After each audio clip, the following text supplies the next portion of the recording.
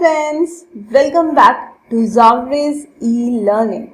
So guys, पिछले lecture में हम लोगों ने डिस्कस किया था, मैंने आप लोगों को बताया था कि आप लोगों को क्या क्या चीज़ों के साथ इक्विप्ड होना है फ्रॉम दिस लेक्चर ऑनवर्ड्स.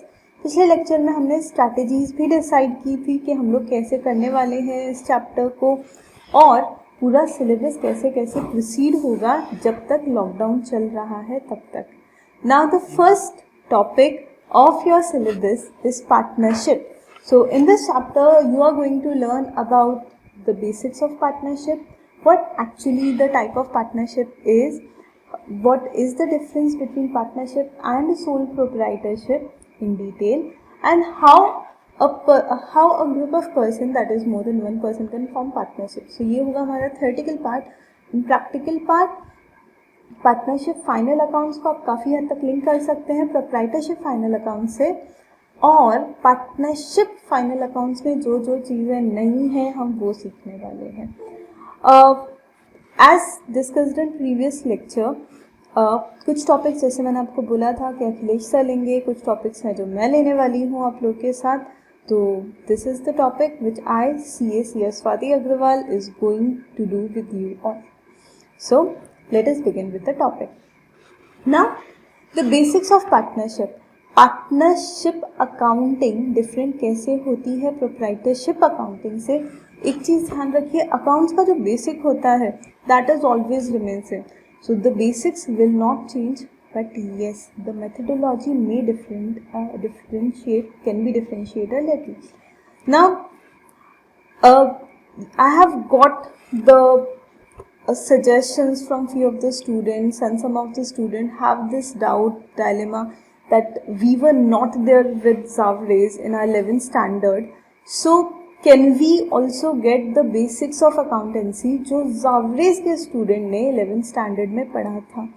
तो yes guys, for you all हम लोगों ने basics of accountancy का एक separate video बनाया है which you all can go through and you all can see it. And all the ZPA students guys, आप लोगों ने बेसिक्स ऑलरेडी हमारे साथ पढ़ा ही है, but still whenever you feel like and you know it is highly recommended from my side, go through those videos once. उसके अंदर से at least you will be brushed up with all the basics. If it would have been the normal scenario तो हम वैसे भी वो basics of accountancy से ही start करते हैं. So it's not as detail जितना हम 11th में पढ़ते हैं, but yes we have gone through quickly on all these things. तो जिन लोगों को बेसिक्स नहीं पता उनका वापस से वो हो जाएगा. रिगार्डिंग पार्टनरशिप,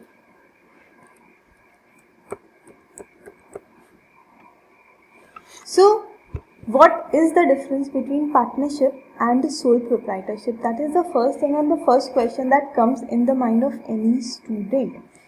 हमने जब sole proprietorship पढ़ा था, अकाउंटिंग पॉइंट ऑफ व्यू से छोटी सी चीज़ याद करो, जो भी हमारा प्रॉफिट एंड लॉस अकाउंट का प्रॉफिट आता था, P&L का जो प्रॉफिट था, हम उसका क्या करते थे, we used to take it to balance sheet and add it to the capital. Why? Because there used to be only one owner, right? And the owner was the sole proprietor. So the owner of the business was the one जिसको वो profit पूरा transfer होता था. Whether it is a profit or it's a loss, that completely belongs to only one person, that is the sole proprietor. So regarding profits or losses, whether they are small, big, that all will be borne by sole trader only. But partnership में क्या ऐसा होता है? नहीं, partnership में वो सारी चीज़ें हम डिस्ट्रीब्यूट करते हैं. अब यहाँ पर what I have done, I have written some pros and cons of sole proprietorship. Right, sole proprietorship के बेनिफिट्स क्या हैं, सोल प्रोप्राइटरशिप के नेगेटिव पॉइंट्स क्या है. Number 1, profits are often small and any losses are borne by a sole proprietor only. Why? Because a single person cannot take a business to very very big heights. It is always a limited level of business, a limited profit will be generated and profit का quantum limited ही होगा, और अगर loss हुआ तो there is only one person who will have to suffer. Pros क्या है? What is the benefit of having sole proprietorship? That profit do not have to be shared with others. There is no need of sharing profits with anyone. Number 2, setting up of business, right? So capital is not easy to obtain and cannot be obtained from a share issue. Shares कहाँ पर आते हैं? Companies में आते हैं. Remember अभी पिछले lecture में we have gone through that part. Yes, types of entities. और जब कंपनी अकाउंट्स करेंगे तो और डिटेल में बात करेंगे इसके बारे में. बट येस, कैपिटल जो भी है that is the only person who have to arrange all the capital for the business. There is no one else who is going to arrange that. Benefit क्या है? Little capital is needed and there are very few formalities, because whenever you enter into business with lot of people, a group of people, then there are some legal formalities involved. Number 3, control. The burden is not shared with other, typically long hours and little chance of holiday. Imagine a shopkeeper, take a very basic example of any चाय का टपरी near our place. वहाँ पर अगर एक single person है is making the tea and selling the tea, तो can you imagine that person can go for holiday और that person can actually leave its place? No, because the complete burden is on him, right? There is no one to share the burden, so that typically lies with him. He only have to work. Yes, the profit will be his, but there is no one to share the burden of the work. Good क्या है इसके अंदर? Easy to keep overall control and to be your own boss. You are not answerable to anyone else. आप अपना खुद ही boss हो and you can manage your business per your wish.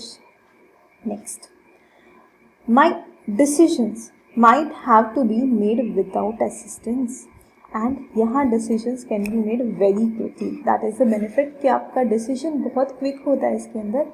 और यहाँ पर बिना असिस्टेंस के जब आप डिसीजन लेते हो तो कभी कभी गलत होने के चांसेस भी होते हैं, right? So these are the plus and minus of sole proprietorship. Partnership में क्यों लोगों को जाना पड़ा? These are the basic reasons, the negatives of the sole proprietorship. Guys, ठीक है, समझ में आता है कि प्रॉफिट हमें किसी के साथ में शेयर नहीं करना था. बिजनेस जब हम सेटअप कर रहे थे बहुत छोटे कैपिटल के साथ कर रहे थे, बट अल्टीमेटली प्रॉफिट भी तो छोटा ही हो रहा था, राइट? कंट्रोल हमें किसी के साथ डाइल्यूट नहीं करना था, हमें किसी के साथ कुछ सजेशंस लेने की ज़रूरत नहीं थी, हमें हमारे डिसीजंस खुद लेने हैं. बट अकेला इंसान हर फील्ड में परफेक्ट नहीं होता है and there are chances of having some bad decisions, right? So these are some of the major drawbacks of sole proprietorship, जिसके कारण लोग पार्टनरशिप में एंटर होते हैं. Now, what are things that make a good partnership? या partnership में basically चाहिए क्या और लोग क्यों एंटर होते हैं?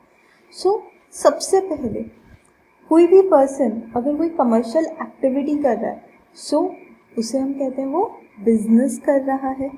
पार्टनरशिप यहाँ पर हम जो बात कर रहे हैं, we are talking about commercial और बिजनेस पार्टनरशिप, जिसके अंदर कुछ बेसिक एसेंशियल्स है जो होने ही चाहिए.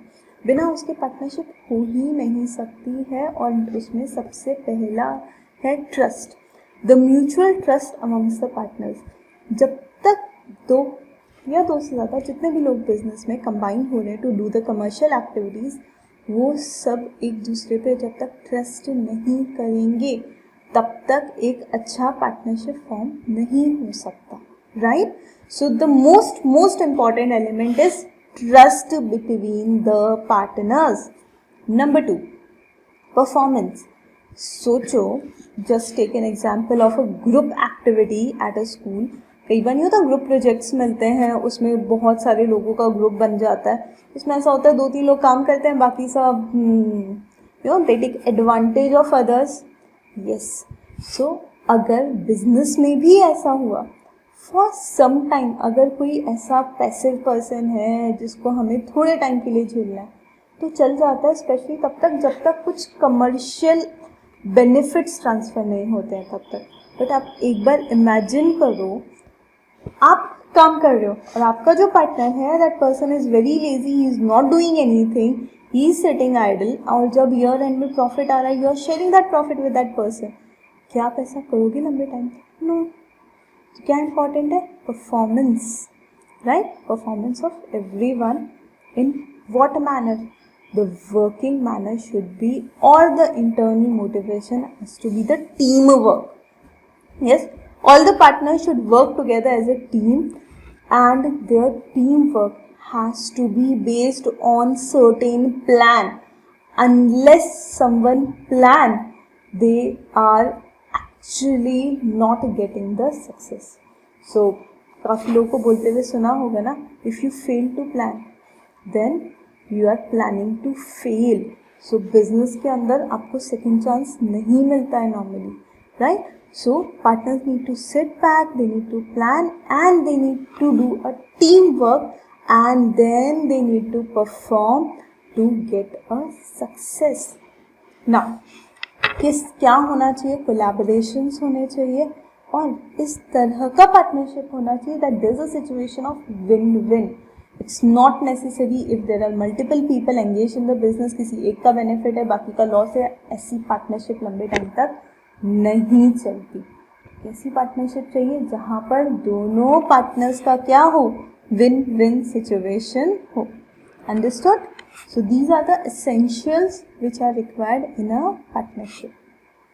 Next, now what kind of relations are there in the partners, और किस तरीके का agreement होता है? So you all can see ये छोटा सा जो डायग्राम है उससे आपको समझ में आएगा कि पार्टनरशिप की बहुत बेसिक कैरेक्टरिस्टिक है. नंबर 1, एक तो पार्टीज का रिलेशन. कैसा रिलेशन है यहाँ पर? It's a commercial relation. Okay. Number 2, there is a agreement for business purpose. So what they are joining together for? उनका collaboration किस चीज़ के लिए हो रहा है? For some business transactions, business purpose. And number 3, जो भी वो business कर रहे हैं, that business needs to be for profit. यहाँ पर हम not for profit organizations की बात नहीं कर रहे हैं, that is a separate topic guys, right? हमने पिछले लेक्चर में डिस्कस किया था. यहाँ पर we are talking about the business which are for profit. Clear? Next, now some basic governing laws of the partnership. कुछ बेसिक चीज़ें हैं. सबसे पहले पार्टनरशिप के लिए अभी हमने पढ़ा there has to be a agreement. Correct? अब वो एग्रीमेंट क्या किसी एक्ट के अंदर होगा, किसी लॉ के अंदर होगा? Yes. So the law of partnership is contained in the Indian Partnership Act 1932. 1932 का एक एक्ट है जिसका नाम है Indian partnership act, which came in the force on 1 अक्टूबर 1932. तब से लेके अभी तक इस एक्ट को चेंज करने की ज़रूरत नहीं पड़ी है, स्मूथली गवर्न हो रहा है. और उसी एक्ट के अंदर सबसे पहले रजिस्ट्रेशन करना होता है, कुछ प्रोसेस फॉलो करनी पड़ती है. अब वो एक्ट क्या कह रहा है ध्यान से सुनिए. अगली चीज, a contract of partnership is a special contract where the partnership act is silent on any point. The general principle of the law of the contract apply. कुछ बेसिक चीज़ें हैं जिसके लिए तो आपको डिसाइड करना ही होगा कॉन्ट्रैक्ट में, नहीं तो आप कॉन्ट्रैक्ट किस चीज़ का बना रहे हो. नंबर 1, पार्टनर्स कौन है वो तो डिफाइन करना पड़ेगा ना. नंबर 2, किसको कितना प्रॉफिट देना है वो भी तो डिसाइड करना पड़ेगा, right? Then there are certain provisions like interest on capital, interest on drawing, loan का इंटरेस्ट अगर किसी पार्टनर से लोन लिया है तो, and these are some basic चीज़ जो आपको कॉन्ट्रैक्ट में डालना ही चाहिए. बट अगर नहीं डाला तो there is a separate section in the act, वो कहता है कि अगर बाई चांस किसी ने ऐसा कॉन्ट्रैक्ट बना दिया है तो कोई बात नहीं, एक्ट में कुछ ऐसे प्रोविजंस दिए हैं हम वो फॉलो कर लेंगे. क्लियर? हमारे लिए ये चीज़ कहाँ इंपॉर्टेंट आती है? अभी आगे स्लाइड्स जो आने वाली है उसमें मैं आपको बताऊंगी. Next, this act extend to whole of the India except Jammu and Kashmir. ये भी उन कुछ एक्ट्स में से है जो पूरे इंडिया में एप्लीकेबल है, जम्मू एंड कश्मीर को छोड़ के. क्यों जम्मू एंड कश्मीर में नहीं होता है? नॉर्मली हम लोग 11th में ये चीज़ डिस्कस कर लेते हैं, इसके बारे में कभी आराम से बात करेंगे. बट यस, कॉन्स्टिट्यूशन में कुछ स्पेशल पावर्स हैं जम्मू एंड कश्मीर स्टेट को, तो उसके कारण से ये particular act Jammu and Kashmir को एप्लीकेबल नहीं है. नेक्स्ट, अब सबसे पहले हमारी आदत है जब भी हम थ्योरी पढ़ते हैं तो हमें डेफिनेशंस चाहिए होते हैं. So is there any defined definition of partnership? So guys, you all can see Section 4 of Indian Partnership Act 1932 defines partnership. क्या है वो? It is a relationship between persons who have agreed to share profits of the business carried on by all or any one of them acting for all. यानी इस तरह का relation agreed relation है between the persons जो कि एक साथ business कर रहे हैं और बिजनेस का प्रॉफिट शेयर करने के लिए एग्रीड है. एंड आगे क्या लिखा है? वो जो प्रॉफिट शेयर हो रहा है वो कहाँ से हो रहा है? वो कमर्शियल एक्टिविटी से हो रहा है, बिजनेस से हो रहा है. और वो बिजनेस कौन कैरी ऑन कर रहा है? चाहे कोई एक पर्सन सबके बिहाफ पे या सब लोग मिलकर. And very very important cheese, because इस चीज़ को लेकर एक केस आया था ईयर्स बैक और उसके अंदर ये आया था जब एक फर्म था उसके अंदर लॉस हो गई थी, राइट? तो वहाँ पे पार्टनर्स कोर्ट में जाके बोलते हैं हमने लॉस शेयर करने के लिए तो एग्री किया ही नहीं. और आपका पार्टनरशिप एक्ट का डेफिनेशन भी कहता है कि people are agreeing to share profit. हमने प्रॉफिट शेयरिंग रेशियो तो डिफाइन किया है, हमारा लॉस शेयरिंग रेशियो तो है ही नहीं, तो अब हम लॉस तो शेयर करेंगे ही नहीं. तो कोर्ट ने कहा यहाँ जो वर्ड प्रॉफिट है ना, the profit automatically implies the word loss as well. तो यानी कि अगर हम डिटेल में वापस डिस्कस करते हैं तो हमारा डेफिनेशन क्या है? Partnership is relationship between person who agreed to share profits and losses of a business carried on by all or any one of them acting for all. Understood? Yes? Okay. Regarding the writing part, guys, जब तक मैं बोल रही हूँ आप लोग के सामने स्क्रीन तो है ही, राइट, जिसमें आप ये सब कुछ देख सकते हो. सो कुछ चीज़ें ऐसी है जो मैं आपको बताती रहूँगी, आपको लिखना है. This is one of that part. I want you all to write this thing, that is partnership का डेफिनेशन. तो प्लीज़ लिख लीजिए उसको. आई होप रजिस्टर वगैरह तो खुला ही होगा. ओके, नेक्स्ट, जब भी कोई एक्ट होता है तो एक्ट की कोई ना कोई गवर्निंग अथॉरिटी तो होती ही है. जब भी कोई लॉ होता है तो उसको प्रॉपरली फॉलो हो रहा है या नहीं, डिसिप्लिन फॉलो हो रहे हैं या नहीं, उसके लिए कोई तो गवर्निंग अथॉरिटी चाहिए, राइट? सो यहाँ पर कौन है governing authority? So the governing authority in the partnership is registrar of firms, ROF. Registrar of firm is governing authority of partnership firm. It works as a regulator as well as registrar of firm. सबसे पहले कोई नया business setup हो रहा है तो उसको register करना पड़ता है. रजिस्ट्रेशन के लिए भी नीड अ रजिस्ट्रार. तो registrar of firms is the one जहाँ पर आप जाके अपने फर्म का रजिस्ट्रेशन करवा सकते हो. नंबर 2, दूसरा काम क्या है? It helps to resolve the disputes in the partnership. So sole proprietorship का एक बहुत बड़ा प्लस पॉइंट था, वहाँ पे डिस्प्यूट के चांसेस बड़े कम होते हैं क्योंकि अकेला इंसान किससे झगड़ेगा. But when it comes to multiple people, right, when they are doing work together, so घर में भी जब 4 लोग होते हैं तो आपस में कुछ ना कुछ खटपट चलती ही है. तो यहाँ पर तो बिजनेस है, बिजनेस में there may be people who are not related to each other, that is why it is partnership ना. So if they are not related to each other, obviously there can be some dispute. So this is the authority who also helps to settle the disputes. Registrar of firm helps to resolve the dispute in the partnership. Next, location कहाँ कहाँ है? तो हम लोग हमारे लिए जो relevant है उसके ऊपर बात करते हैं. पुणे के लिए जो relevant है वो है मार्केट यार्ड. मार्केट यार्ड में रजिस्ट्रार ऑफ फर्म का ऑफिस है. So unless and until registrar of firm register जब तक नहीं करते हैं, वो अपना सील और साइन नहीं देते हैं, तब तक पार्टनरशिप फर्म लीगली ऑपरेट नहीं कर सकती है. ओके, नेक्स्ट, अब एक वैलिड पार्टनरशिप में क्या क्या चीज़ें चाहिए?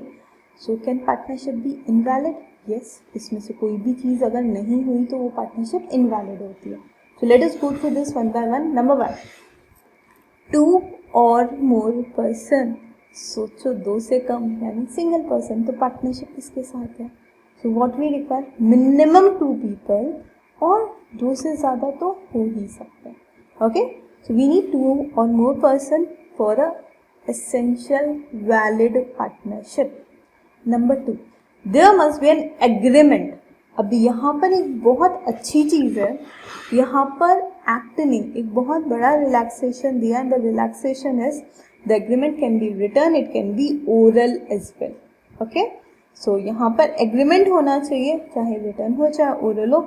recommended होता है written agreement, but yes there are certain successful partnership जो ओरल एग्रीमेंट के साथ भी चलती है. Next, sharing of profits. So is it necessary? Obviously. सोचो कोई ऐसा पार्टनरशिप फर्म जहाँ पर कहते हैं कोई पर्सन कि yes I am into partnership firm with mister B, so I have made a partnership firm and A and B they are the two partners, और वहाँ पर 100% प्रॉफिट एक हो जा रहा है. तो अब बताइए उसमें शेयरिंग तो है ही नहीं, तो क्या वो पार्टनरशिप है? नहीं. So there has to be sharing of profits. Number 4, business. Yes, there has to be a valid business. Okay, and lastly is mutual agency. जो भी business हो रहा है that must be mutually agreed by the partners and that must be mutually conducted by the partners, right? So partnership is a mutual agencies by the partners. Okay, next. Now moving towards partnership deed. ये क्या होता है? अभी कुछ देर पहले हमने बात नहीं की थी, एग्रीमेंट होना चाहिए, रिटर्न भी हो सकता है, ओरल भी हो सकता है. तो वो जो पार्टनरशिप का एग्रीमेंट होता है उसे हम कहते हैं पार्टनरशिप डीड. या साइड में देखिए एक इमेज है.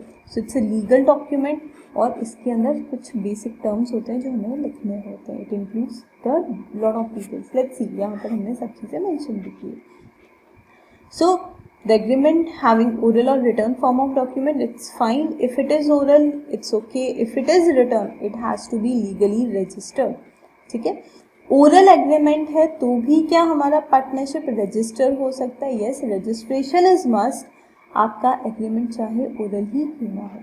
अब आपके ओरल या रिटर्न एग्रीमेंट में क्या क्या चीज़ें होनी चाहिए? Number 1, there has to be principal place of business. जब आप बिजनेस करने कहाँ वाले, what is your principal place, that is the main location of the business. Then firm का नाम क्या है, बिजनेस चालू करे कुछ नाम तो होगा. पार्टनर्स का नाम क्या है, पार्टनर्स के एड्रेसेस क्या है. अगर कोई पार्टनर अपने साथ कुछ गुडविल कैरी कर रहा है तो उस गुडविल का वैल्यूएशन क्या है.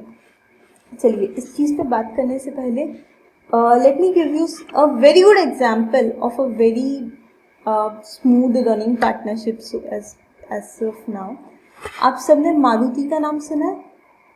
सुना ही होगा. Yes? Okay. So Maruti is one of the leading car manufacturing company in India. उसके साथ उसके मोस्टली जो कार जो उन सबके पीछे जो लोगो होता है वो सिर्फ मारुति नहीं है. The logo is Maruti Suzuki, right? So Suzuki क्या है पीछे? So Maruti is a Indian car manufacturing company and Suzuki is a Japanese company, right? which is providing very good engines, right? Some of the very finest engines. So ये दो companies आपस में जुड़ गई और नाम आया Maruti Suzuki. So Maruti Suzuki is basically one of the best example जो हर कोई जानता है, right? And this is a example of year old partnership जहाँ पर एक कंपनी कार बना रही है, बेच रही है, और एक दूसरी कंपनी है जो एक इम्पॉर्टेंट कंपोनेंट कार का डिज़ाइन कर रही है, और दोनों अपनी पार्टनरशिप अच्छे से स्मूथली चला रहे हैं, राइट? रिगार्डिंग मारुति आप लोगों ने एक और नाम सुना होगा, नेक्सा. यस. सो जो भी प्रीमियम कार्स है मारुति की, प्रीमियम सेगमेंट कार्स है, उसका मेंटेनेंस, उसका सेलिंग वो नेक्सा के नेम के अंडर कर रहा है, right? But that Maruti Suzuki partnership is still there. तो यहाँ पर इम्पॉर्टेंट क्या था?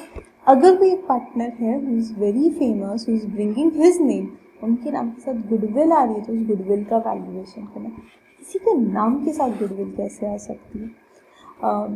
Suppose I want to start a business of any sports equipment, ठीक है? सो एक स्पोर्ट्स इक्विपमेंट ब्रांड हमें लॉन्च करना है. अब उसके अंदर पार्टनरशिप में सपोज सचिन तेंदुलकर आ जाता है, तो मुझे पता है क्या वो नाम अपने साथ एक ब्रांड लेकर आएगा? Yes. So that is what goodwill is. अगर किसी पार्टनर के साथ उसका पुराना कुछ भी एडिशनल बेनिफिट आता है because of the name that person carries, that is goodwill. So उसका valuation has to be mention in the agreement if any. Now अगर फर्म ऐसी है जो टाइम स्पेसिफिक फर्म है, कई बार कुछ बिजनेसेस होते हैं जो स्पेसिफिक टाइम के लिए होते हैं, तो अगर कुछ ऐसा फर्म है तो उस फर्म का ड्यूरेशन, अगर ऐसा कुछ नहीं है तो will assume it's a going concern, right. And next, the profit sharing ratio is must. Okay, अब कुछ ऐसे रूल्स हैं, कुछ ऐसी कंडीशंस हैं जो कुछ लोगों को पार्टनर्स नहीं बनने दे. यहाँ पर हमने बोला था पार्टनर्स के नाम और एड्रेस चाहिए. हम किसी को भी पार्टनर बना सकते हैं, यस, हमारा बिजनेस हम बिल्कुल बना सकते हैं, बट कुछ एक एक्सेप्शंस हैं. There is a list of exception जिनको हम हमारे पार्टनरशिप फर्म में पार्टनर नहीं बना सकते हैं. Number 1, alien enemy. Alien enemy, are we talking about aliens? No. See, understand, दो कंट्रीज का अगर आपस में हार्मोनाइज रिलेशंस नहीं है, यानी may be the two countries are under war. Okay, just for example India और पाकिस्तान का वॉर है. अब ऐसे में एक इंडियन सिटीजन किसी पार्टनरशिप में एंटर हो रहा है किसी पाकिस्तानी सिटीजन के साथ, तो उस केस में that person is an alien enemy, because right now these two countries are in war situation, the countries are enemies of each other, so that person cannot be entered into the partnership with that person. Okay. Number 2, minor. Now who is minor? Any person who is below age of 18 years. So अगर कोई 18 years से छोटी as का person है तो उसे partnership में partner नहीं बनाया जा सकता. क्यों नहीं बनाया जा सकता? बहुत सिंपल रीज़न है. 18 ईयर्स से कम एज के जो लोग होते हैं, they don't have right to enter into any contractual arrangement. यानी 18 ईयर्स से कम एज का पर्सन अगर कोई भी कॉन्ट्रैक्ट में एंटर हो जाता है तो लीगली वो अलाउड नहीं है, और अगर फिर भी हो गया तो उस पर्सन की कोई लाइबिलिटी नहीं होती है, राइट. सो जो दूसरा पार्टी है उस कॉन्ट्रैक्ट का पूरा लाइबिलिटी उस पर आता है. सो वी जनरली से कि माइनर को कभी पार्टनर नहीं बनाते. There is an exception to it, right. अगर हम उसको लाइबिलिटी नहीं डाल रहे हैं तो हम उसे पार्टनर बना सकते हैं. तो पार्टनरशिप क्यों होता है? To share profit as well as losses. Profit हो गया तो माइनर प्रॉफिट लेके जा सकता है, पर अगर लॉस हो गया तो माइनर वो लॉस शेयर नहीं करेगा. Okay. Next, person of unsound mind. So we generally don't use words like mad, idiot. Okay. So the good word in English is unsound mind. So any person who is not of a sound mind is known as person of unsound mind. And yes, an unsound mind person cannot be a partner in a partnership firm. Next, member of Hindu undivided family carrying on business, family business. So this is separate legal entity, Hindu undivided family. उसका अगर कोई member है जो family business में already है तो वो किसी पार्टनरशिप फर्म का पार्टनर नहीं बन सकता है. सिमिलरली एक और टाइप का एंटिटी है, that is Burmese Buddhist husband and wife carrying on their business. So it's also a religion based some differentiation. तो ये लोग पार्टनरशिप फर्म के पार्टनर्स नहीं बन सकते. This part is something which is good to know, पता होना चाहिए. That is why I have incorporated. ठीक है. Next, now this part is important, ये आपको साथ साथ में लिखना भी है. That is provisions of Indian partnership act 1932. If deed में कुछ पॉइंट मिस हो गया है या डीड में कुछ चीज़ क्लियर नहीं है तो अभी कुछ देर पहले मैंने आपको बोला था एग्रीमेंट होना मस्ट है. अब वो ओरल हो चाहे रिटर्न हो चलता है. एग्रीमेंट के भी कुछ एसेंशियल्स हैं. प्रॉफिट शेयरिंग रेशियो बताना ज़रूरी है, कुछ इंटरेस्ट के बारे में बताना ज़रूरी है. पार्टनर्स को अगर कुछ रेम्यूनरेशन देना है तो that must also be clarified in the partnership deed. तो कभी कभी होता है हम नहीं डालते हैं, डालना भूल जाते हैं. तो अगर ऐसी कोई चीज़ है जो नहीं डाली है तो एक्ट में उसका रिप्लेसमेंट है. गाइस वापस से ये चीज़ ध्यान से समझना, यहाँ पर हम किस चीज़ की बात कर रहे हैं? हम इस चीज़ की बात कर रहे हैं जब पार्टनरशिप डीड में ये प्रोविजन मिसिंग है तब. अगर पार्टनरशिप डीड में ये प्रोविजंस डिफाइंड है तो ऑब्वियसली जो डीड में लिखा है वो फॉलो करना है, पर अगर डीड में नहीं है तो ये पॉइंट्स फॉलो करना है.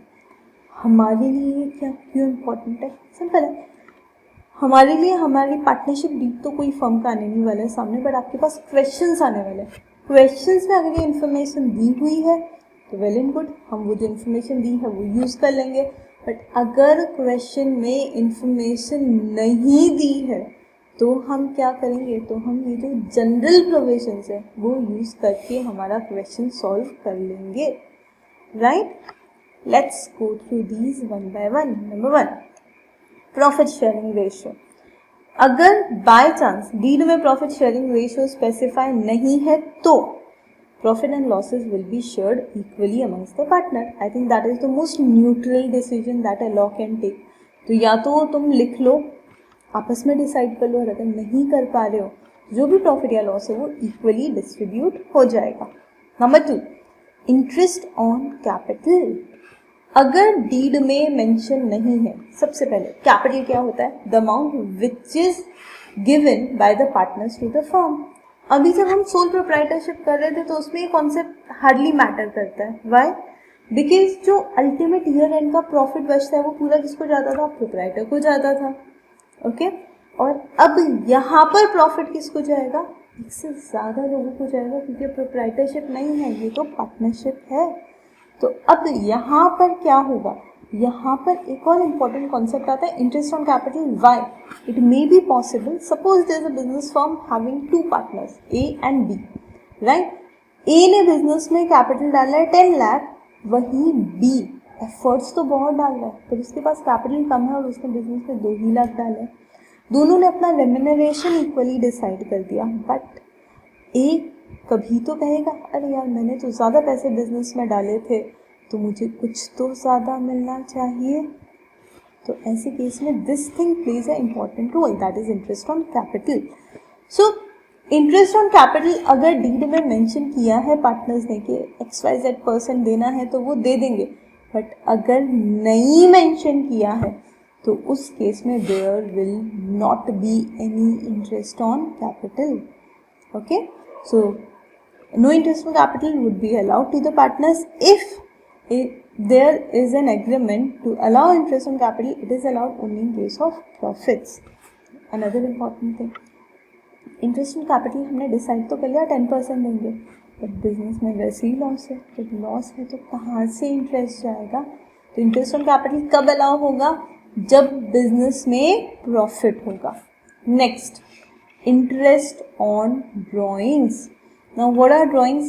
Whenever a owner, any owner, that is अब यहाँ पर कौन है owners, partners. So whenever any of the partner or all the partners take out some money from the business for their personal purpose or any goods from the business for their personal consumption, that is known as drawings. Suppose again उसी example में एक person है जो business से continuously drawing करता जा रहा है और दूसरा पर्सन अपने कैपिटल को इंटैक्ट रख रहा है, तो ऑब्वियसली जो कैपिटल को नहीं विड्रॉ कर रहा है वो कहेगा ना कि यार why is it happening that you are only taking out money and I am not taking out any money, तो मुझे कुछ एक्स्ट्रा मिलना चाहिए, तुम्हें कुछ पे करना चाहिए बिजनेस को या मुझे। तो उस केस में हम चार्ज करते हैं इंटरेस्ट ऑन ड्राइंग्स।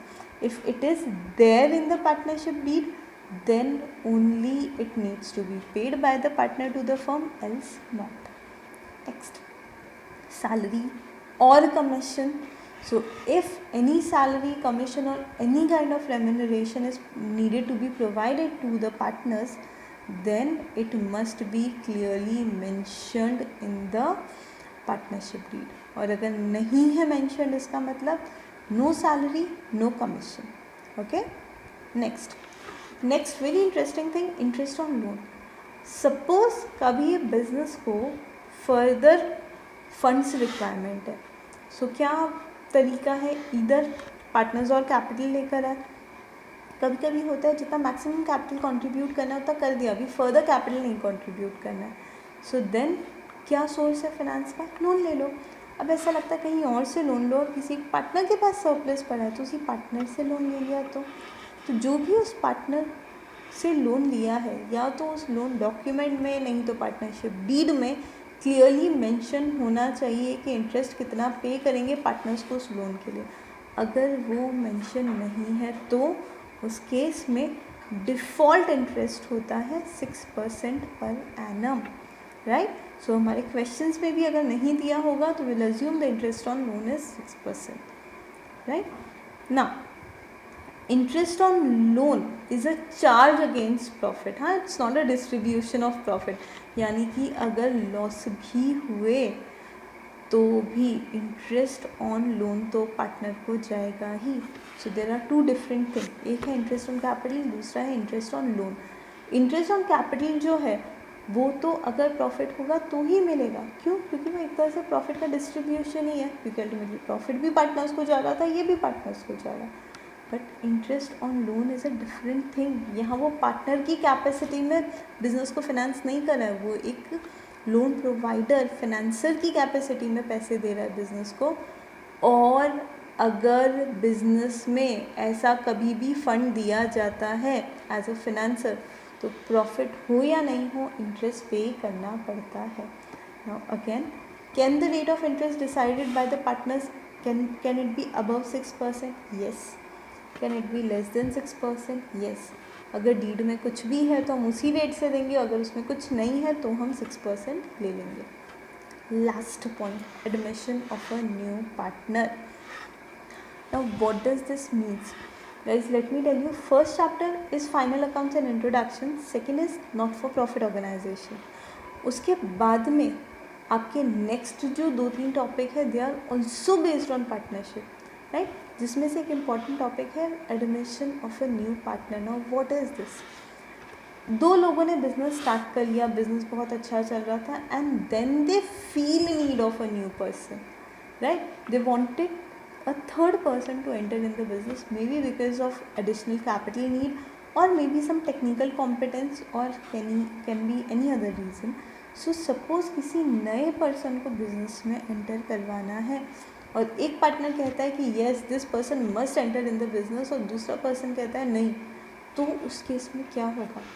तो इसके लिए पार्टनरशिप एक्ट कहता है न्यू पार्टनर को तभी एडमिट किया जा सकता है जब सारे एग्जिस्टिंग पार्टनर्स का कंसेंट हो.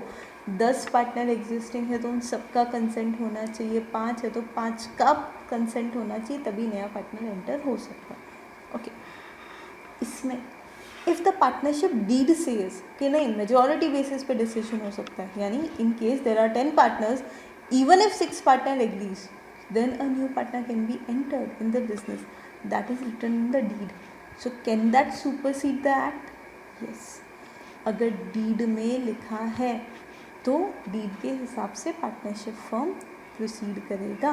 डीड में नहीं लिखा है तो this condition will prevail, and this condition says all the existing partner must give their consent before admitting a new partner in the business. Okay. I hope you all have understood this. सबने लिख भी लिया है. And you want me to wait for 2 minutes? I can wait in this slide for 2 further minutes and then I can proceed. लिख लीजिए तब तक.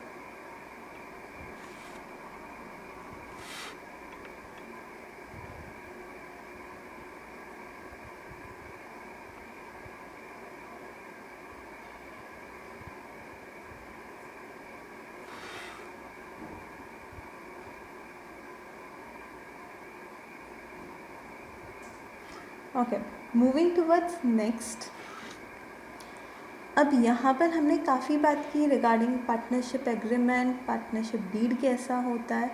Now next important part, क्या कुछ पार्टनर्स भी अलग अलग टाइप के हो सकते हैं क्या? जैसे अभी कुछ देर पहले हम लोगों ने डिस्कस किया था माइनर यानी अ पर्सन बिलो 18 ईयर, वैसे तो पार्टनर नहीं हो सकता है, कुछ एक्सेप्शनल केसेस में हो सकता है. तो वैसे ही यहाँ पर this is a list of 6 type of partners. See, ये जो भी नोट्स है ऑब्वियसली मैं आप लोगों के साथ इसका PDF शेयर करूँगी, but why I am telling you to write everything is कि आपका जो रजिस्टर बनेगा that will remain with you till the end. Okay, so understand guys, बीच बीच में आपको ये सारी चीज़ें लिखनी बहुत इंपॉर्टेंट है क्योंकि एट दी एंड ये आपको बड़े काम में आने वाली है. अंडरस्टूड?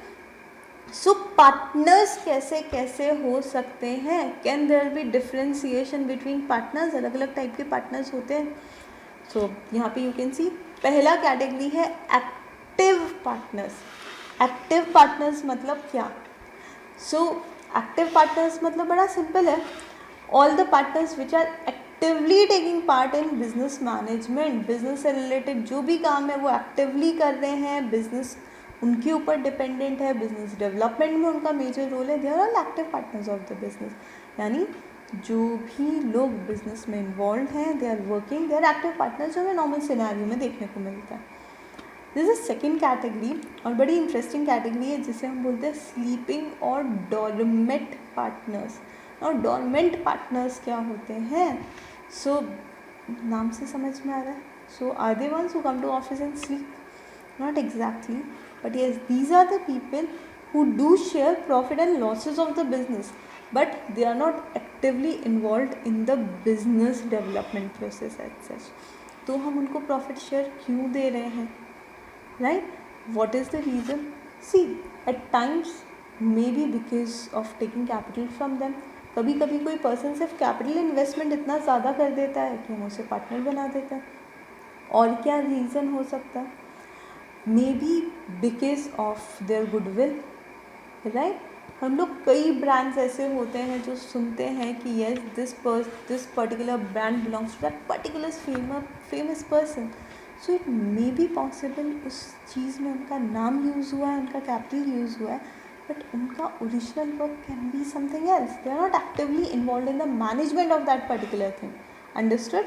सो ऐसे लोग होते हैं स्लीपिंग या डॉर्मेंट पार्टनर, जो प्रॉफिट और लॉस का शेयर तो लेते हैं but they are not actively taking part in the business matters. Okay, these are not known to the public as a partner as well. Next, nominal partner. अब ये क्या है? These partners do not share profit and losses of the business. These do not participate in the management of the firm. A firm only uses the name and the good reputation of such partners. यानी ऐसे कुछ लोग जो ना business का profit share कर रहे हैं, ना ही बिज़नेस का मैनेजमेंट यूज़ कर रहे हैं, बट फर्म उनका रेप्यूटेशन यूज़ कर रही है अपना प्रोडक्ट सेल करने में। ऐसे लोग होते हैं नॉमिनल पार्टनर्स। तो पहली कैटेगरी थी एक्टिव पार्टनर्स, जो बिजनेस डिसीजन में भी इन्वॉल्व थे, उनको प्रॉफिट भी मिल रहा था। दूसरी कैटेगरी थी स्लीपिंग और डॉर्मेंट, जो बिजनेस में पार्टिसिपेट नहीं कर रहे थे पर प्रॉफिट तो ले रहे थे। तीसरी कैटेगरी जिनका नाम यूज़ हो रहा है, ना वो प्रॉफिट ले रहे हैं बिजनेस का, ना ही वो बिजनेस में पार्टिसिपेट कर रहे हैं। Okay, next, minor partner. हमने डिस्कस किया था नॉर्मल सिचुएशन में हम माइनर को पार्टनर नहीं बनाते हैं क्योंकि माइनर की कभी लायबिलिटी नहीं होती है किसी चीज़ के लिए, बट अगर सारे पार्टनर्स का कंसेंट है तो माइनर को पार्टनर बनाया जा सकता है। नॉर्मली ऐसी सिचुएशन कब आती है? सो अगर कोई एग्जिस्टिंग पार्टनर है और उसे किसी अनफोर्सीन सर्कमस्टांसेस के कारण बिजनेस से एग्जिट होना पड़ रहा है, तो उस केस में अगर उसका कोई माइनर चाइल्ड है तो उसे बिजनेस में नॉर्मली ऐसी सिचुएशन में एंटर किया जाता है। So the minor partner can be entered in the business, number 1, जब सारे पार्टनर की कंसेंट होती है तब, और माइनर पार्टनर को बिजनेस में सिर्फ प्रॉफिट शेयरिंग के लिए ही एंटर करते हैं। So minor is only admitted in the profits of the business, he has no liability of losses. Very very important, minor का लॉस पे कोई लाइबिलिटी नहीं। In case business is in losses तो उस केस में loss sharing ratio अलग होगा, profit sharing ratio अलग होगा। Clear? Next, partners in profit only. थोड़ा सिमिलर कैटेगरी है, but yes this person might not be below the age of 18 years, that person can be above 18 years of age। और ये जो होते हैं ये ऐसे लोग हैं जो बिज़नेस में they are entering to earn profits of the business only. तो पहले ही कंडीशन लगाते हैं अगर बिज़नेस में लॉसेस हैं तो no, we will not be sharing the losses, will be only sharing this much % of the profit. ऐसे पर्सन को बिज़नेस में क्यों लेते हैं? What is the need, right? Active partners कम पढ़ रहे हैं, नॉमिनल पार्टनर्स कम पढ़ रहे हैं, why do we need such kind of people who are not sharing our bad times, only good time? Simple reason है, they are the people who may be technical expert ऐसे लोग जिनका technical help हमें लगता ही है business में, और वो लोग बिजनेस में एक फिक्स्ड रेम्यूनरेशन पे आ रहे हैं, उसकी जगह हम प्रॉफिट शेयरिंग पे उनको ले लेते हैं। पर कंडीशन क्या है, प्रॉफिट ही शेयर करेंगे, वो लोग लॉसेस शेयर नहीं करेंगे। They are partners in profit only. Clear? I hope you have understood these 5 category because the next category is most different. एक बार वापस से देख लो. Number 1 is active partner, the person who involves in the business and takes profit. Number 2, sleeping or dormant partner, the person who do not take part in the business decision making but they share profits or losses in the business. Number 3, minor partner, जो normally business में सारे partners के consent के साथ ही admit होता है and that person takes only profits. Number 4, partners in profit only, they are the people who only share profit, losses होंगे तो वो लोग शेयर नहीं करेंगे. एंड 5th, नॉमिनल पार्टनर, ना तो प्रॉफिट ले रहे हैं ना बिजनेस मैनेजमेंट में पार्टिसिपेट कर रहे हैं, but they are only giving their name to the business to use it. Clear? And last, very important, partner by estoppel. Partner by estoppel are actually not partners. They are not partners at all in the business. पर उनके जो words हैं, उनके जो conduct है, उससे ऐसा लगता है किसी थर्ड पर्सन को that they are partners in the business, and वो उनकी एक्टिविटी ऐसी हो रही है कि कोई जो बिज़नेस का पार्टनर है वो भी उनको नहीं रोक रहा है, तो उस केस में वो लाइबल होते हैं. Just let us go through it once. If a person by his words और conduct hold out to another that he is a partner and he will be stopped from denying that he is not a partner. The person who thus becomes liable to third party to pay the debt of a firm.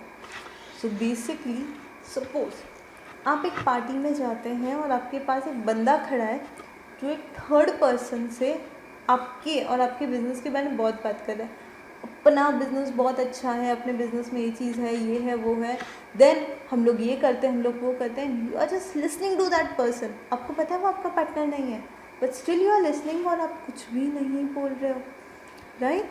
And that person is continuously talking to that person as if he is your partner. जो business है वो आपका और उसका दोनों का है, and then वो पर्सन आपके नाम से उस पर्सन से कुछ लोन ले लेता है, ठीक है? और that party, that third person, वो ये सोच के उसको लोन देता है that he is your partner, right? तो उस केस में that person is partner by estoppel, partner by behaviour. अब उसकी जो एक्टिविटीज़ है उसके लिए भी फर्म लायबल है, बिकॉज फर्म के पार्टनर ने या फर्म के रिप्रेजेंटेटिव ने उसे इस तरह के बिहेवियर में नहीं टोका. Understood? What do we mean by partner by estoppel? Yes, understood everything. Active, sleeping, nominal, minor, partners by profit and estoppel. I hope ये अच्छे से clear हुआ है. Should we proceed? So before we go further, जो हमारा basics of accounting का PPT है उसमें भी हम ये सारी चीज़ें डिस्कस करने ही वाले हैं, बट कुछ ऐसी चीज़ें हैं which is very important for partnership perspective. There are few terminologies जो बहुत फ्रीक्वेंट यूज़ होगी और जो आप लोगों को पता होनी चाहिए. कुछ टर्म्स हैं जिससे आप बहुत अच्छे से एक्वेंटेड हो, कुछ हैं जो थोड़े नए हैं, तो let us talk on those things. Okay, one by one. मैंने अपने हिसाब से कुछ अकाउंटिंग टर्म्स निकाले हैं which I think you all must know. तो नंबर 1, कैपिटल. बहुत कॉमनली यूज़ आने वाला टर्म कैपिटल, पर उसका मतलब क्या होता है? So capital is what? Investment of a partner और the owner of a business in the business, right? So business start करने के लिए जो भी initial funds owners, partners business में कंट्रीब्यूट करते हैं उसे हम बोलते हैं कैपिटल.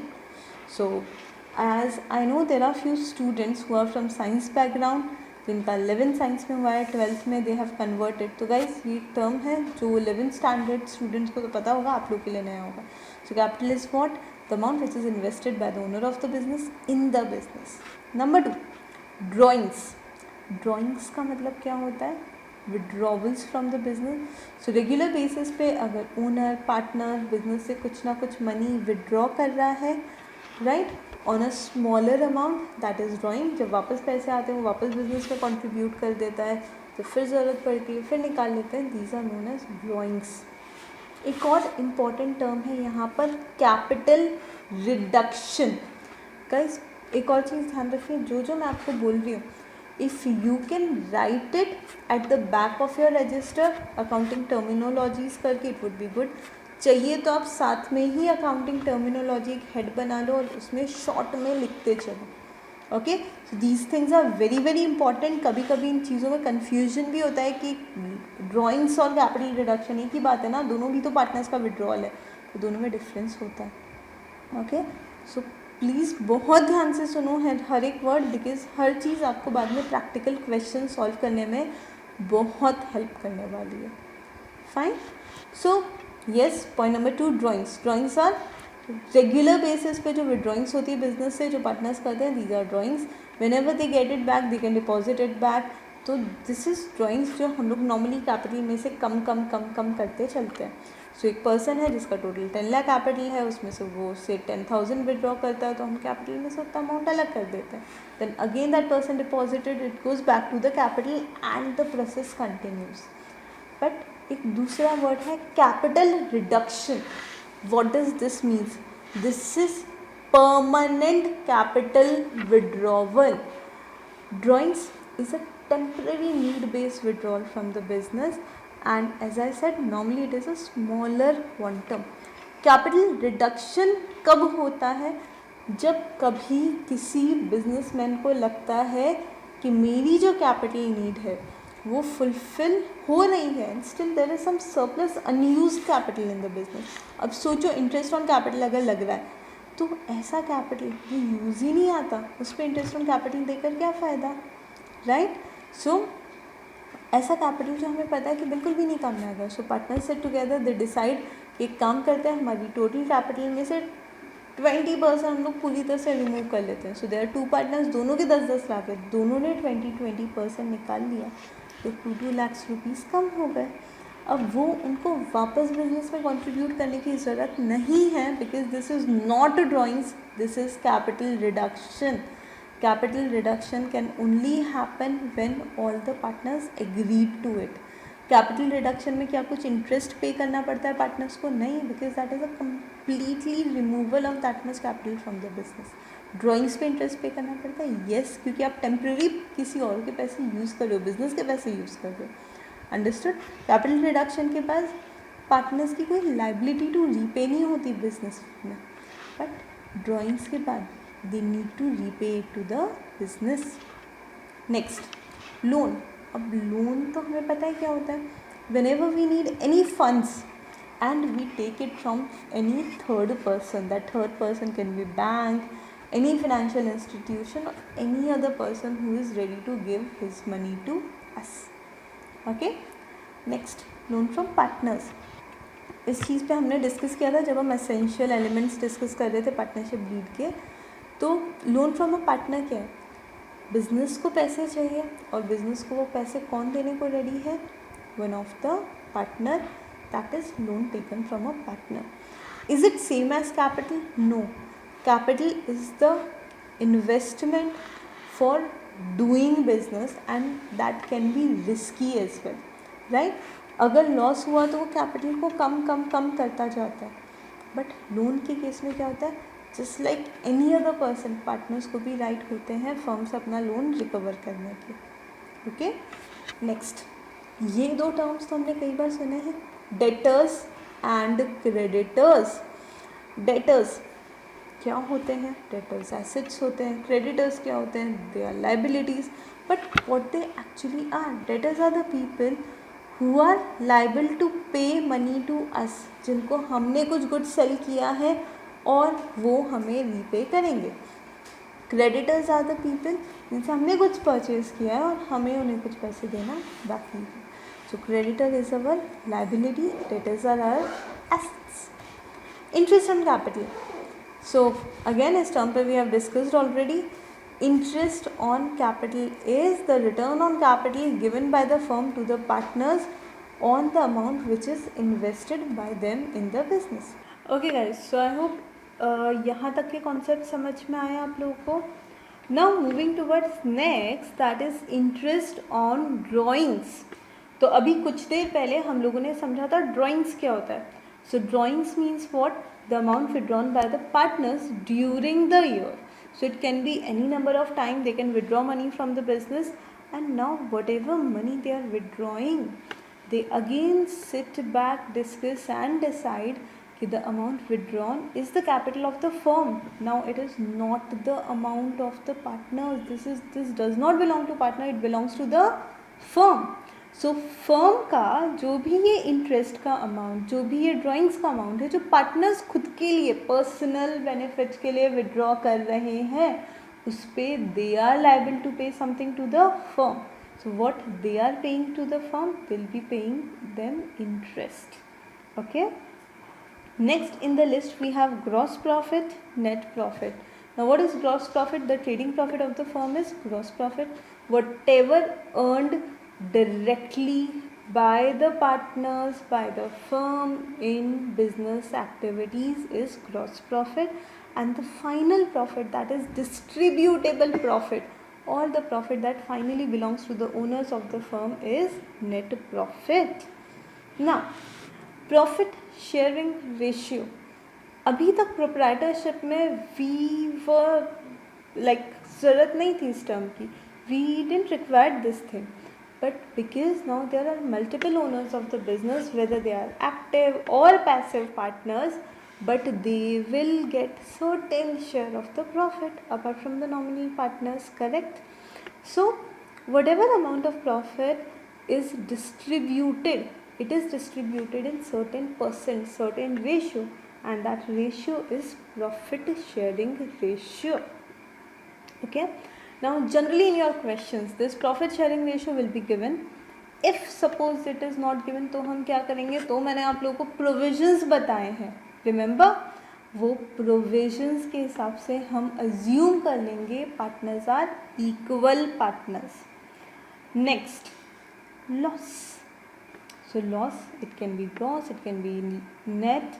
Loss का क्या होगा, जिस तरह से profit partners में distribute होता है वैसे लॉस पार्टनर से चार्ज होता है. See let me tell you, practically ऐसा नहीं होता that partners need to bring in additional capital to compensate loss, और नीदर इट हैपन्स कि जितना प्रॉफिट होता है वो सारा ही पार्टनर्स विड्रॉ करते हैं. Basically what does this profit actually और loss actually is how it is distributed. We do the account posting. हमें पार्टनर्स के कैपिटल में वो प्रॉफिट ऐड करना होता है. If there is any loss, we deduct that amount from the capital. Okay.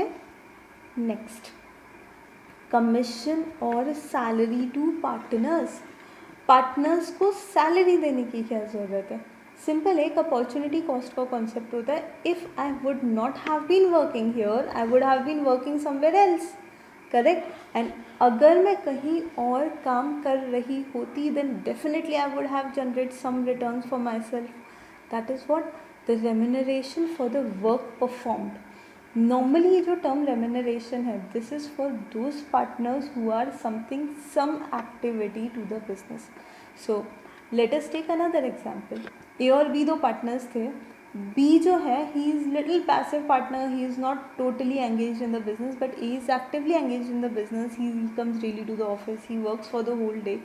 तो A B को जाकर बोलेगा ना, see I put in so much efforts, मुझे उस एफर्ट्स के लिए कुछ तो एडिशनल रेम्यूनरेशन मिलना चाहिए, and that remuneration can be in the form of salary. Now what is commission? Commission is generally sales based या gross profit based. whenever a partner brings some order or some profit which is linked to their performance is there, so then if there is such profit is there, then we'll give certain percentage to that partner. Don't worry, इसके बाद में हम लोग कुछ questions ही discuss करने वाले हैं.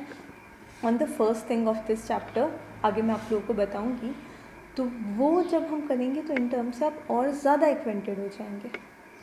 Next is partners capital account.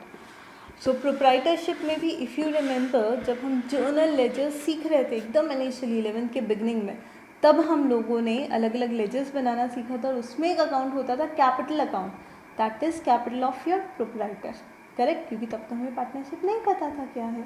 But अब यहाँ पर मल्टीपल ओनर्स हैं तो उन सबका क्या करना पड़ेगा, कैपिटल अकाउंट बनाना पड़ेगा. So here we are talking about that particular capital account. अब यहाँ पे एक बहुत इंटरेस्टिंग चीज़ है, ये जो पार्टनर्स का कैपिटल अकाउंट है, it has different methods of preparation. See आप दोनों में से कोई भी मेथड यूज़ करो, it will not impact your final accounts. Final accounts पे कुछ भी फ़र्क नहीं पड़ता है whether we are using fixed capital method और फ्लक्चुएटिंग कैपिटल मेथड.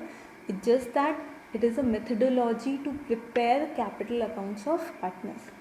क्या है, इस स्लाइड के बाद अगली स्लाइड में हम इसी चीज़ को डिटेल में डिस्कस करेंगे. Next in the list we have income and expenses. whatsoever is the earning for the business, it is income. and whatever means, किसी भी मीन्स से जब हमारे फंड्स बिजनेस से बाहर जाते हैं तो वो होता है हमारा एक्सपेंस. सो इनकम्स कहाँ जाएंगे, अगर वो डायरेक्ट इनकम है तो ट्रेडिंग अकाउंट के क्रेडिट में जाएंगे, और अगर इनडायरेक्ट है तो प्रॉफिट एंड लॉस अकाउंट के क्रेडिट में जाएंगे. Expenses are always debited, right. Remember the rule of nominal account. Yes, credit all losses and expenses, यही था, उल्टा था. Debit all losses and expenses, credit all gains and incomes. Okay, so यानी कि जो भी हमारे एक्सपेंसेस होते हैं हम उन्हें डेबिट करते हैं. कहाँ डेबिट करेंगे, अगर इनडायरेक्ट एक्सपेंसेस हैं तो पीएनएल में डेबिट करेंगे, और अगर डायरेक्ट एक्सपेंसेस हैं तो ट्रेडिंग अकाउंट में डेबिट होंगे, राइट. सो इनकम और एक्सपेंसेस में यहाँ पर जो एडिशनल इनकम और एक्सपेंस है फर्म के लिए, that is interest on capital and interest on drawings. बहुत ध्यान से सुनना और बहुत अच्छे से समझना. Interest on capital, capital partners ने इंट्रोड्यूस की है, उनको फर्म इंटरेस्ट पे कर रही है. पार्टनर्स के लिए इंटरेस्ट ऑन कैपिटल इनकम है, पर फर्म इज पेइंग देम, तो फर्म के लिए वो क्या है, एक्सपेंस है. Similarly interest on drawings, partners firm का मनी यूज़ कर रहे हैं तो वो लोग इंटरेस्ट पे कर रहे हैं फर्म को, interest on drawings. So interest on drawing firm के लिए इनकम है और पार्टनर्स के लिए expense. Fine. Next, assets and liabilities. So ये तो हमें पता ही है क्या होता है. All the belongings of the firm are their asset, जिस पे ओनरशिप होता है. Land, building, debtors, machinery, they are all assets. and everything which creates some obligation on the firm is their liability. So it can be in the form of capital, it can be in the form of creditors, loan. These all are the liabilities. Debit and credit balances. So debit balance क्या होता है, credit balance क्या होता है, तो एक बार आप imagine कीजिए एक ledger आपके माइंड में. लेजर में अगर क्रेडिट साइड का टोटल ज़्यादा है और हमें डेबिट साइड में बैलेंस लिखना पड़ रहा है just to balance that ledger, तो उस केस में उस लेजर को हम कहते हैं it is a credit balance ledger. Understood. Similarly अगर डेबिट साइड का टोटल ज़्यादा है और आप क्रेडिट साइड में बैलेंस लिख रहे हो तो वो है आपका debit balance ledger. Generally assets और एक्सपेंसेस का होता है डेबिट बैलेंस और लाइबिलिटीज़ और इनकम्स का होता है क्रेडिट बैलेंस. ठीक है. Next, entities. इस पे तो हमने कई बार डिस्कस कर लिया. So entities is a business organisation form, whether it is having a single owner, multiple owners, registered, unregistered, तो वो कंपनी है या फिर वो पार्टनरशिप है या फिर वो सोल प्रोप्राइटरशिप है या बिजनेस का पर्पस प्रॉफिट मेकिंग है ही नहीं, तो वो नॉट फॉर प्रॉफिट ऑर्गेनाइजेशन है. So as the case may be, यहाँ पर एंटिटीज़ भी हम डिस्कस कर चुके हैं, ठीक है। सो आई होप ये सब टर्म्स आपको समझ में आए हैं, right. Let us move to the next slide and very important for your exam point of view, that is capital and current account. Guys, let me tell you, this thing was also there in your previous old syllabus. Last year भी ये चीज़ था, separate chapter था जिसमें introduction to partnership का अलग था, chapter number 1. उससे exam में कभी प्रैक्टिकल क्वेश्चन नहीं आता था। Even now what they did, इन्होंने पिछली बुक के 1 और 2 जो चैप्टर थे उनको कंबाइन करके एक चैप्टर बना दिया, आपका चैप्टर नंबर 1, जिसमें फाइनल अकाउंट्स भी डाल दिया और इंट्रोडक्शन भी रख लिया। तो अगेन वी आर एक्सपेक्टिंग, इससे हो सकता है एग्जाम में कुछ प्रैक्टिकल क्वेश्चन ना पूछा जाए। We are still waiting for the paper pattern, right. I am actually waiting for the paper pattern, but still this is something which is worth understanding. Partnership final accounts में वैसे देखा जाए तो कोई major role नहीं है इस चीज़ का, but still this is something which is very good to understand. Fine, बहुत सिंपल है। पार्टनरशिप फाइनल अकाउंट्स में जैसे हमारा प्रोप्राइटरशिप फाइनल अकाउंट्स में होता था, बिल्कुल वैसे ही आपको trading account, P&L account, balance sheet, ये सब बनाना है। और उसके अंदर एक और इम्पॉर्टेंट इंग्रेडिएंट आएगा, वो है पार्टनर्स कैपिटल अकाउंट। अब partners capital account are divided into 2 methods, right. Capital account वैसे ही बनता है, बट उसको बनाने के 2 मेथड हैं। पहला मेथड है जिसमें हम कहते हैं जो परमानेंट कैपिटल है वो फिक्स्ड है। दूसरा मेथड कहता है परमानेंट कैपिटल जो है वो फ्लक्चुएटिंग है। So guys please write this, ठीक है। Give a heading partnership final accounts, right. Register open ही रखने थे आपने, तो रजिस्टर ओपन होंगे, उसमें लिख लीजिए सबसे पहले पार्टनरशिप फाइनल अकाउंट्स। उसमें आप नंबर 1 डालिए types of capital account. So these are methods of preparation of capital account. Okay, so methods क्या क्या है? पहला मेथड है फिक्स्ड कैपिटल मेथड, दूसरा मेथड है fluctuating capital method. Under method number 1 जो परमानेंट कैपिटल है वो फिक्स रहती है, under method 2 permanent capital very होती है। डोंट वरी, अभी हम लोग इसका फॉर्मेट देखेंगे, फॉर्मेट बनाएंगे, राइट। बिल्कुल आप लोग बनाओगे फॉर्मेट, और फिर उसके बाद में वी विल प्रोसीड। सो ये लिखिए और फिर हम आगे बढ़ते हैं।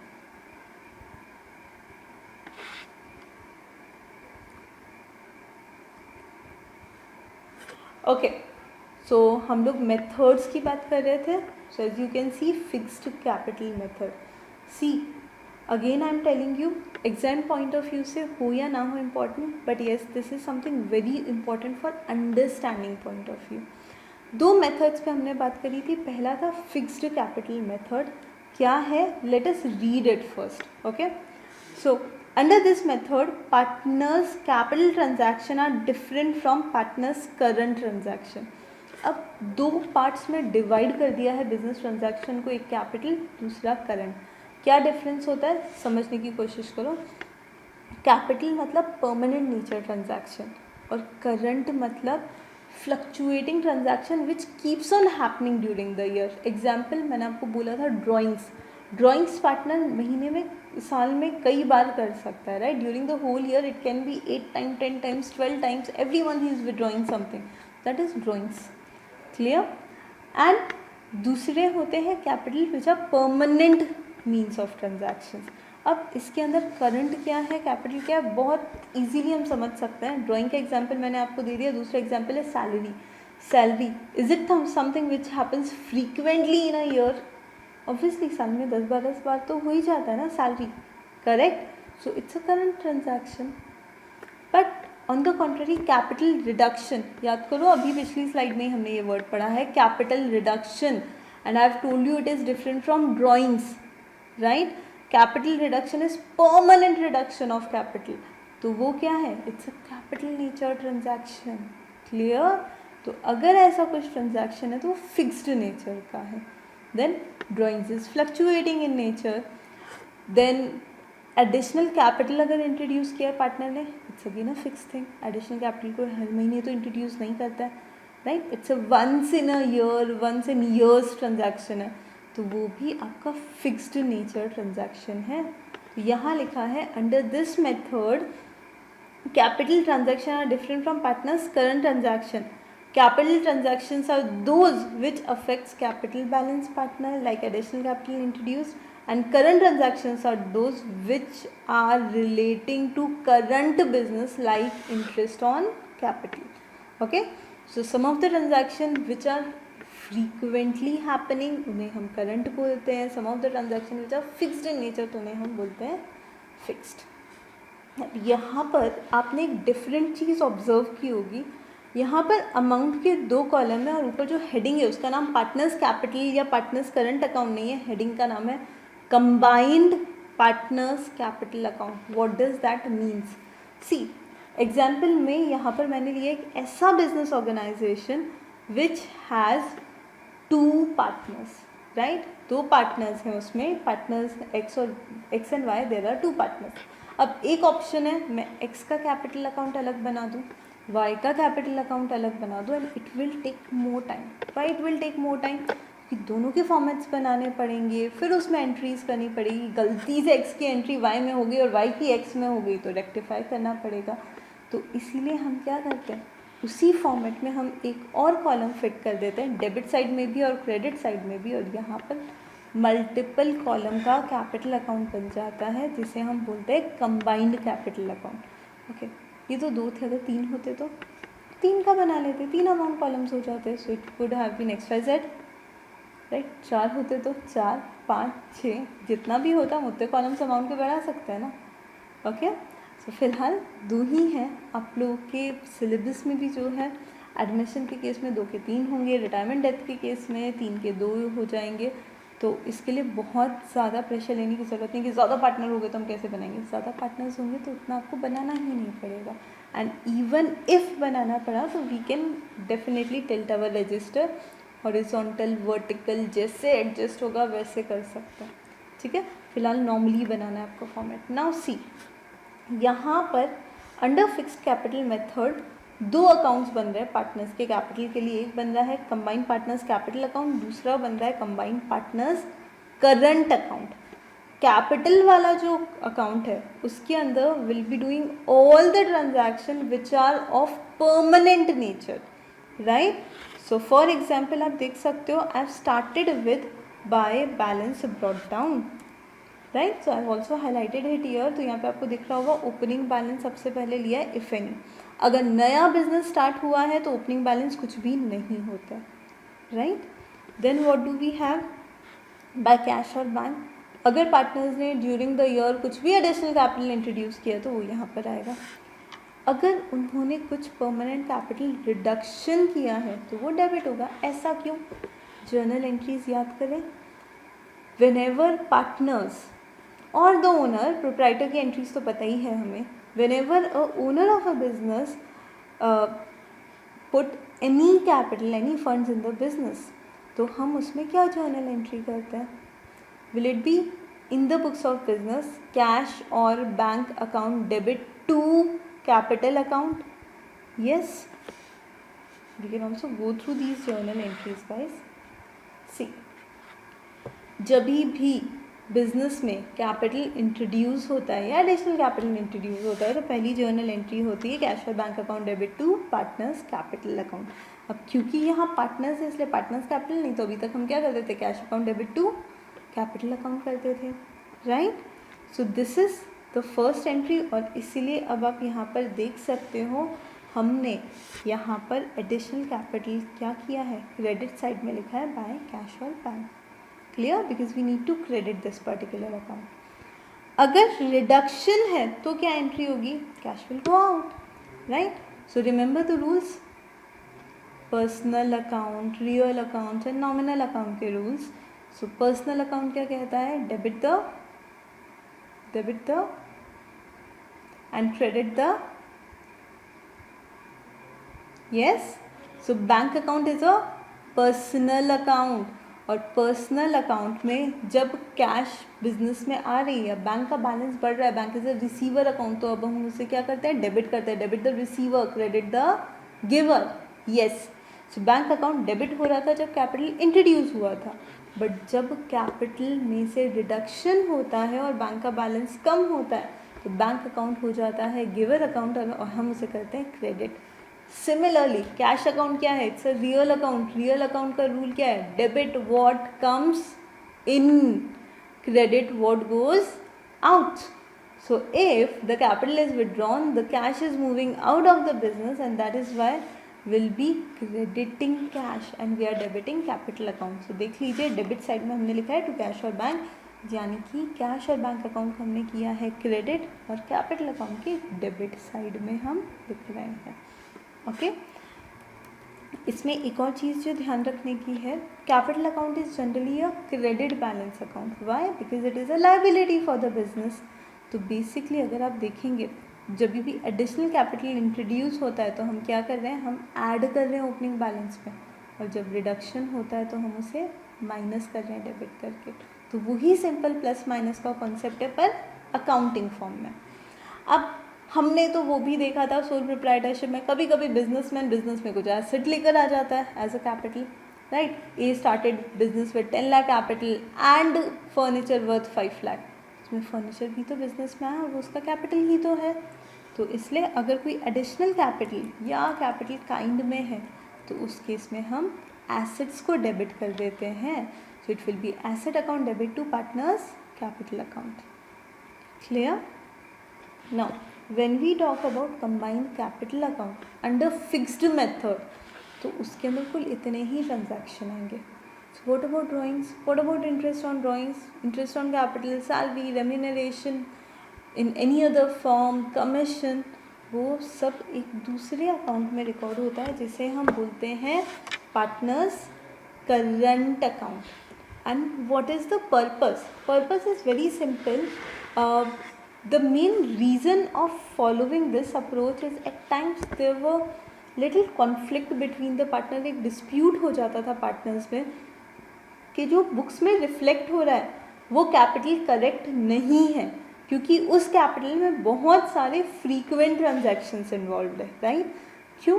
क्योंकि अगर हम एक ही अकाउंट बनाएंगे जिसमें हम सब चीज़ें डाल देंगे तो क्लोजिंग कैपिटल जो है वो बायस्ड आता है, गलत आता है, राइट। तो इंटरेस्ट हम किस पे देंगे?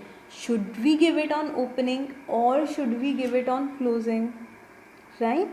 तो उस चीज़ को सॉल्व करने के लिए यहाँ पर हमने कैपिटल अकाउंट अलग ही बना दिया और करंट ट्रांजैक्शन के लिए एक अलग अकाउंट बना दिया। ओके एक इम्पॉर्टेंट चीज़ ऑब्जर्व करने लायक जो है वो मैं आपको बताती हूँ।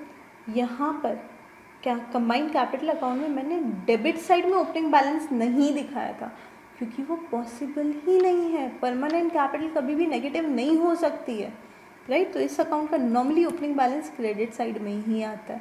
अगर वो डेबिट में चला गया तो वो बिजनेस ही नहीं चलेगा। मोस्ट इंपॉर्टेंट कैपिटल ही नहीं ना, नेगेटिव कैपिटल है, कैसे बिजनेस चलेगा? सो यहाँ पर डेबिट साइड में you will never find such thing, but yes current account में ऐसा हो सकता है कि ओपनिंग कैपिटल, ओपनिंग बैलेंस कभी कभी डेबिट साइड में हो। In general, you will have opening credit balance, but rarely it can be debit balance। कब? जब लॉस ज़्यादा हो बिजनेस में, तब पार्टनर्स का ड्रॉइंग ज़्यादा है, राइट। इंटरेस्ट ऑन कैपिटल बहुत ह्यूज अमाउंट में पे हो रहा है। So in certain circumstances it is possible to have a negative balance, यानी कि डेबिट ओपनिंग बैलेंस। नहीं तो नॉर्मल सिचुएशन में हमेशा ओपनिंग बैलेंस जो है वो क्रेडिट साइड में ही आपको दिखेगा। फाइन ना। अब यहाँ क्या क्या आता है? सिंपल सा एक लॉजिक ध्यान रख लो, जो जो चीज़ें हमारे कैपिटल को इंक्रीज़ करती है वो जाती है हमारे क्रेडिट साइड में, और जिस जिस चीज़ से कैपिटल कम होता रहता है वो आती है डेबिट साइड में। सो क्या क्या है यहाँ पर? Number 1 interest on capital. Interest on capital, will partners receive it? Yes, it will B credited. Salary to partner, partners will receive it? Yes, firm will credit in the current account. Commission receivable, profit receivable, ये सब चीज़ें आपके capital का balance बढ़ा रही है। कम क्या करता है? ड्राइंग्स किया तो बैलेंस कम होगा कैपिटल का, येस डेबिट कर दो। इंटरेस्ट ऑन ड्राइंग, पार्टनर्स को पे करना पड़ेगा फर्म को, कैपिटल का बैलेंस कम हो रहा है, अगर पे नहीं किया कैश में तो उसे भी क्या कर दो? डेबिट साइड में लिख दो। Interest on profit and loss account में अगर लॉस है तो वो क्या है, पार्टनर्स के लिए चार्ज है, और अगर ऐसा कुछ चार्ज है that needs to be deducted तो उसे भी हम क्या करेंगे, डेबिट कर देंगे। फाइन। तो यहाँ पर ये कुछ ऐसी चीज़ें हैं जो हमने यहाँ पे लिखी है। उसके अलावा इन सब का जर्नल एंट्री चेक कर लेते हैं। Let's quickly do it. तो यहाँ पे आप देखिए, when capital or additional capital is introduced by the partners in cash, so cash or bank account debit to partners capital. assets में introduce करें तो asset account debit to partners capital account. when part of capital withdrawn by the partners, यानी permanent withdrawal की बात हो रही है, उस केस में क्या होगा, capital account debit partners capital account debit to cash और bank. अगर हमारे पार्टनर्स का नाम एक्स और वाई है तो हम दोनों का इंडिविजुअली लिखेंगे, X capital account debit, Y's capital account debit to cash or bank as the case may be. Now, what about interest on capital? अभी डिस्कस किया था और मैंने आपको बताया था ये क्या है, करंट नेचर ट्रांजैक्शन है। तो उस केस में हम करते हैं interest on capital account debit to partners current account, right. तो पार्टनर्स करंट अकाउंट के क्रेडिट साइड में आएगा बाय इंटरेस्ट ऑन कैपिटल, जो अभी हमने चेक किया है। आई हैव टोल्ड यू ये सारी चीज़ें किधर आती है, क्रेडिट साइड में आती है। अगला बहुत इंपॉर्टेंट ट्रांजैक्शन है, जो भी एक interest on capital, interest on drawing, मैंने पहले भी बोला था ये सब क्या है, इनकम है या एक्सपेंस है। और इनकम और एक्सपेंस को हम ईयर एंड पे ओपन नहीं रखते हैं और ना ही उनका बैलेंस निकलता है। वो कहाँ जाते हैं, income and expenses are transfer to profit and loss account. 11th में हमने पढ़ी थी ये चीज़, ओके। जिन्होंने नहीं पढ़ा था, जस्ट फॉर योर नॉलेज, जो भी एसेट्स और लाइबिलिटीज़ होते हैं उनका क्लोजिंग बैलेंस निकलता है, पर जो भी इनकम और एक्सपेंसेस होते हैं उनका क्लोजिंग बैलेंस कभी भी नहीं निकलता है, वो हमेशा ट्रांसफ़र किए जाते हैं P&L में। तो इंटरेस्ट ऑन कैपिटल फर्म के लिए क्या है, एक्सपेंस है, तो P&L के डेबिट साइड में आएगा। So profit and loss account debit to interest on capital, it's a transfer entry. और ट्रांसफ़र एंट्री के अंदर हम लोग अकाउंटिंग रूल्स नहीं अप्लाई करते हैं। वाई, बिकॉज फर्स्ट एंट्री में हमने ऑलरेडी अप्लाई किया है, इंटरेस्ट ऑन कैपिटल एक्सपेंस है इसलिए वो डेबिट हो गया। और partners capital account is a personal account, और interest on capital are they paying to the firm और they are receiving from the firm. Yes, capital account, is it a receiver account और a giver account? Yes, सोचो और देखो apply करके, हो रहा है ना? Yes. So interest on capital account debit to partners current account and P&L account debit to interest on capital account. This is transfer entry. Now profit and loss account में interest on capital क्या चला गया, transfer हो गया, expense से expense चला गया उधर, ठीक है। Next, salary and commission which is allowed to the partners. So simple, जैसे हमने इंटरेस्ट ऑन कैपिटल ट्रांसफ़र किया बिल्कुल उसी तरह से salary account debit to partners current account, और बाद में ये सैलरी और जो कमीशन है वो P&L के डेबिट में चल जाएगी। Next, goods taken over by partners, just like drawings, same treatment है। और क्या होगा, drawings account debit to goods taken over. अगर कैश विड्रॉ किया है तो टू कैश, कैश क्या हो रहा है, जा रहा है, credit what goes out. So drawings account debit to cash account और टू गुड्स, और बाद में पार्टनर्स करंट अकाउंट में ये ड्राइंग्स ट्रांसफ़र हो जाती है, तो एंट्री हो जाती है partners current account debit to drawings. So this is the entry which we post. Clear? Now interest charge on drawings firm के लिए इनकम है, so current account debit to interest on drawings account and then interest on drawing debit to P&L। मैंने आपको बोला था अगर income है तो क्या होगा, P&L के क्रेडिट में आएगी। P&L अकाउंट देख लीजिए यहाँ क्रेडिट हो रहा है, और ये प्रॉफिट एंड लॉस अकाउंट के क्रेडिट साइड में जाएगा और हम लिखेंगे by interest on drawings. Distribution of profit, simple, profit and loss account debit to partners current account. Partners के लिए इनकम है इसलिए हमने करंट अकाउंट को क्रेडिट किया है, और क्रेडिट साइड में हमारे आ जाएगा बाय प्रॉफिट। अगर लॉस हुआ तो रिवर्स एंट्री। अंडरस्टूड ना? Important entry number 7 regarding distribution of net profit, drawings, goods, transfer, salary, interest on capital, ये जो सारी एंट्रीज आप नोटिस कीजिए आ रही है करंट अकाउंट में, और ऊपर की जो भी एंट्रीज थी वो जा रही है आपके कैपिटल अकाउंट में। वाई? बिकॉज ऊपर की जो एंट्री थी वो थी लॉन्ग टर्म इफेक्ट के लिए और बाकी की एंट्रीज है वो है शॉर्ट टर्म इफेक्ट के लिए। तो हम हमारे परमानेंट कैपिटल को चेंज नहीं करेंगे, हम एक सेपरेट अकाउंट बना लेंगे। Clear? Don't worry, practical question आ रहा है। All you need to do is make this format. ठीक है, सो एक बार पहले हम दूसरा मेथड भी समझ लेते हैं, then I will give you enough time to make the format. Don't worry, ठीक है, आराम से आपको टाइम मिलेगा, आप लिख सकते हो। Worst case if you are very slow, मेरे एक्सपेक्टेड टाइम से भी अगर आप स्लो चलोगे तो उस केस में you can pause and you can make the format. ठीक है, नाउ नेक्स्ट फ्लक्चुएटिंग मेथड। बड़ा अच्छा मेथड है, बड़ा सिंपल सा मेथड है। यहाँ पे आपको बिल्कुल ध्यान रखने की ज़रूरत नहीं, फ्लक्चुएटिंग ट्रांजैक्शन है, फिक्स है, क्योंकि सारे ट्रांजैक्शन एक सिंगल अकाउंट में आ रहे हैं and that is known as combined partners capital account. नाम ही उसका क्या रख दिया, कैपिटल अकाउंट ही रख दिया।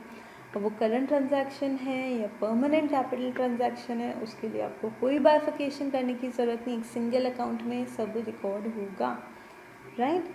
तो यहाँ पर आप देख सकते हो इसमें ओपनिंग बैलेंस पॉजिटिव नेगेटिव दोनों हो सकता है, राइट, बिकॉज लॉस का डिस्ट्रीब्यूशन है, ड्राइंग्स कैन बी कभी कभी higher than the capital, it happens in very very rare case but it can happen. तो उस केस में नेगेटिव बैलेंस के चांसेस है, इसलिए ओपनिंग बैलेंस मैंने दोनों जगह लिखा है। ओके, हम लोग क्वेश्चन में as the case may be वाला कॉन्सेप्ट अप्लाई करते हैं, ध्यान रखिएगा। Okay, then additional capital introduce किया तो क्रेडिट साइड में आ गया, अगर ड्राइंग्स किया है तो डेबिट साइड में लिखा है, अगर परमानेंट रिडक्शन है तो डेबिट में आया है, interest on drawing has also came in the debit side and loss transferred is also in the debit side. और बाकी जो भी पार्टनर्स के लिए रेवेन्यू है, इनकम है, वो सब क्रेडिट में आई है। पार्टनर्स को क्या रिसीव होता है, इंटरेस्ट ऑन कैपिटल, देख लीजिए क्रेडिट में है। पार्टनर्स के लिए क्या इनकम है, सैलरी, वो भी क्रेडिट में है। Commission that is also credited, profit is also credited. And अगर कोई एसेट अगर पार्टनर लेकर आया बिजनेस में एज एन एडिशनल कॉन्ट्रीब्यूशन और द इनिशियल कॉन्ट्रीब्यूशन, वो भी यहाँ पर, यानी ऊपर वाले जो हमने दो अकाउंट बनाए ना, बस उसका मर्जर है यहाँ पर। क्या डिफरेंस पड़ता है, डिफरेंस बहुत छोटा सा है। जब आप बैलेंस शीट बनाते हो and if you are doing accounting with the fluctuating method, वहाँ पर सिर्फ पार्टनर्स कैपिटल अकाउंट आएगा और उसमें उनका बैलेंस आ जाएगा, ठीक है। बट उसमें चैलेंज क्या आता है इसके अंदर, calculation of interest on capital. Interest on capital हम ओपनिंग पे निकाले, क्लोजिंग पे निकाले, आप वापस पीछे जाएँ और देखें कि एक्चुअल कैपिटल कितना था, right, because closing balance includes lot of things which are actually not the capital of a partner, right. And advantage ऊपर वाले मेथड में क्या, कैपिटल जो परमानेंट है वो अलग ही है, you don't have to think about it even once, सोचना भी नहीं है एक बार उसके बारे में, वो आपको डायरेक्टली दिया है वही, ओके। तो वहाँ हमें वो इंटरेस्ट ऑन कैपिटल के लिए रुकना नहीं होता। बट येस, बैलेंस शीट में प्रेजेंट करते टाइम हम लोग हेडिंग जब डालेंगे कैपिटल बैलेंसेस, तो उसमें आएगा पहले आपका फिक्स्ड कैपिटल या capital balance of the partner, उसमें पार्टनर्स के नेम्स आते हैं। देन फिर आएगा आपका करंट अकाउंट, उसमें फिर पार्टनर्स के नाम आएंगे और उसका बैलेंस हम अलग से लिखेंगे, ठीक है। That is what the difference in presentation. Final accounts के टाइम पे हम लोग दोबारा देखेंगे regarding this chapter of yours, right, because again it's very important. इस पर्टिकुलर चैप्टर में दो पार्ट्स में आपके चैप्टर को डिवाइड किया है। Part number 1 carries this fixed and fluctuating capital का details.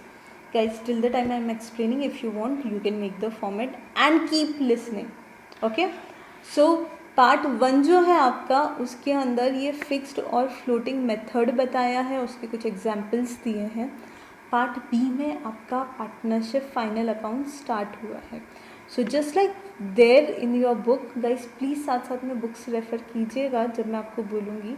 फ़िलहाल क्योंकि हम पीपीटी से पढ़ रहे हैं, बुक के रेफरेंस की इतनी खास ज़रूरत नहीं है, तो मैं आपकी बुक के क्वेश्चंस नहीं लेकर कुछ आपको दो अलग से एग्जाम्पल्स करवाऊँगी and yes the example given in your books will be your homework, ठीक है। बट बिफोर दैट सबसे पहले ये हमने मेथड्स देख लिए हैं, मेथड्स का फॉर्मेट बना लिया है। पहला पार्ट ख़त्म हो जाएगा, सेकेंड पार्ट में हम पार्टनरशिप फाइनल अकाउंट स्टार्ट करेंगे which are exactly like we have done proprietorship final accounts. बहुत कोई डिफरेंस नहीं है सिवाय 2-3 चीज़ों के। प्रोप्राइटरशिप में interest on capital, interest on drawings नहीं था, और प्रोप्राइटरशिप में डिस्ट्रीब्यूशन ऑफ प्रॉफिट भी नहीं था, जो हम यहाँ पार्टनरशिप में सीखेंगे, राइट। तो ये एक मेजर डिफरेंस है। बाकी यहाँ पर आपको एडिशनली कैपिटल अकाउंट बनाना पड़ रहा है। जब हम पार्ट ए सीख रहे हैं तब पार्टनरशिप फाइनल अकाउंट्स के किसी एक आध क्वेश्चन में अगर ज़रूरत पड़ी तो ठीक है, बाकी you won't need to make this capital account. And let me tell you, balance में या किसी भी चीज़ में कुछ फ़र्क नहीं पड़ता है whatever method you are using, क्योंकि बहुत सिंपल सा लॉजिक है, कॉमन सेंस है, ध्यान से समझ लो। जब हम फिक्स्ड मेथड फॉलो कर रहे हैं तो उसके अंदर हम कैपिटल अकाउंट अलग बना रहे हैं, करंट अकाउंट अलग बना रहे हैं, और इन दोनों का जो बैलेंस का सम होगा वही आपके फ्लक्चुएटिंग मेथड के कैपिटल अकाउंट का भी बैलेंस होगा। यानी बैलेंस शीट पे कुछ डिफरेंस नहीं पड़ता, आप कोई भी मेथड यूज़ क्यों ना करो। ओके, सो यहाँ पर ये फॉर्मेट बनाने हैं। फॉर्मेट बनाने के बाद हम लोग एक क्वेश्चन देखेंगे। अब उसमें आप लोगों को क्या करना है, I show you that question first, will read it thoroughly and then will solve it together. Okay, so you have 5 minutes. जल्दी से प्रॉपर फॉर्मेट बनाओ, और फॉर्मेट के अंदर जो जो मैंने सैम्पल एंट्रीज लिखी हुई है ये सब भी आपको लिखनी है, तो प्लीज़ लिख लीजिए।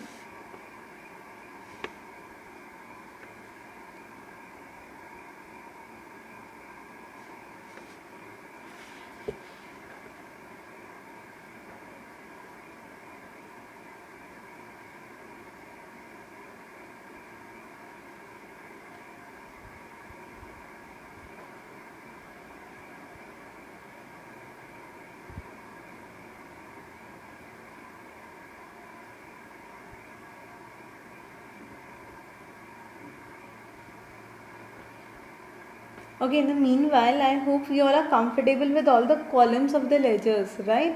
पहला column है date, which actually reflects the date on which the transaction happened. Particulars is regarding the posting of the journal entries which are done. Journal folio normally हम लोग खाली रखते हैं क्योंकि ये basically represent करता है page number of the journal.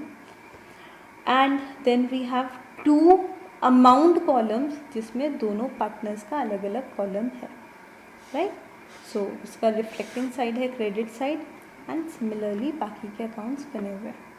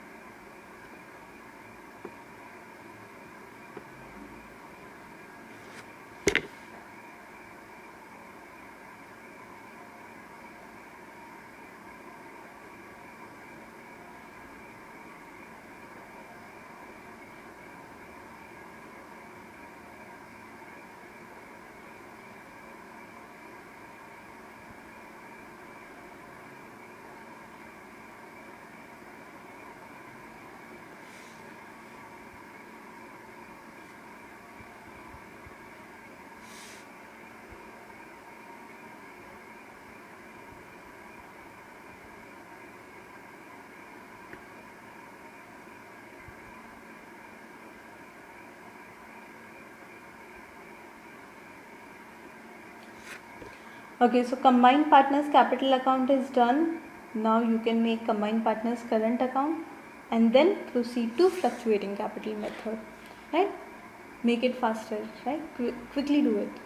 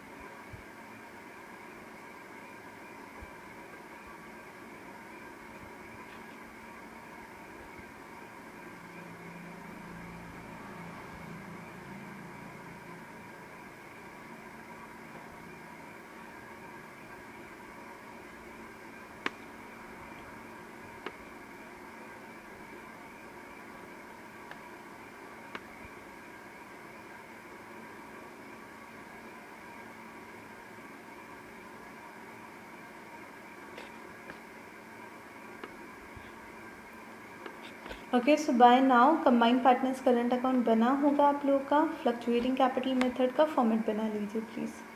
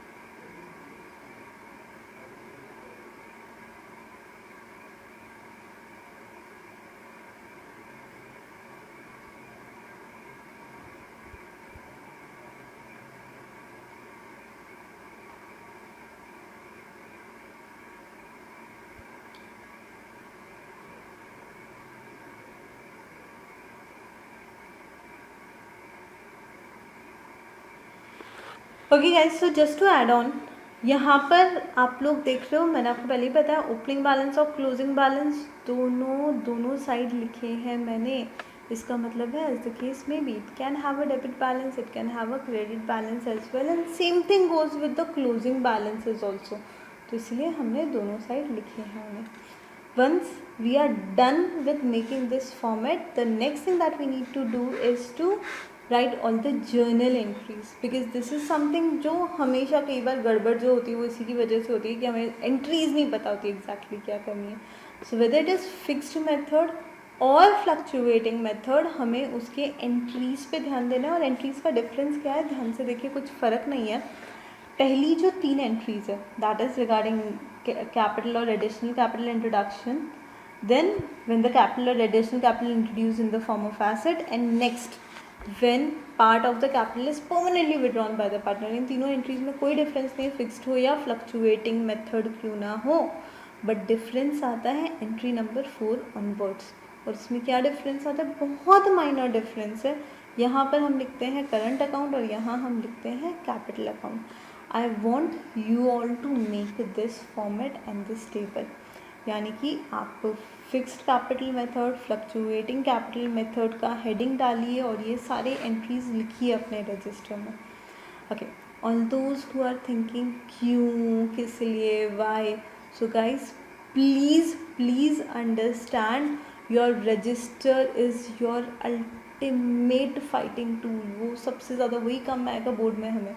तो ये छोटी छोटी सी चीज़ें जो अभी हमें लग रहा है कि यार लिखना है नहीं लिखना है, but you have to write it, so quickly write it and make a tabular form. नहीं तो चाहिए तो यू कैन ऑल्सो मेक, हमारा जर्नल का जो फॉर्मेट होता है वो जर्नल का फॉर्मेट बना लो and then you write this all things. Okay, और नहीं तो जैसे मैंने किया वैसे भी कर सकते हो. हेडिंग लिख लो, पहले एक का लिख लो, दूसरे का लिख लो, नहीं तो एक ही पेज को 2 पार्ट्स में डिवाइड कर लो और इस तरह से एंट्रीज कर लो. Right, you can put up the heading same, like number 1, when the capital oblique additional capital is introduced by partner in cash, common heading डाल सकते हो, 2 कॉलम बना लो, फिक्स्ड और फ्लक्चुएटिंग, और उसके अंदर अलग अलग एंट्रीज लिख दीजिए. ठीक है, that way also you can do it, but please do it properly. Write down. Okay, लिखिए इसे.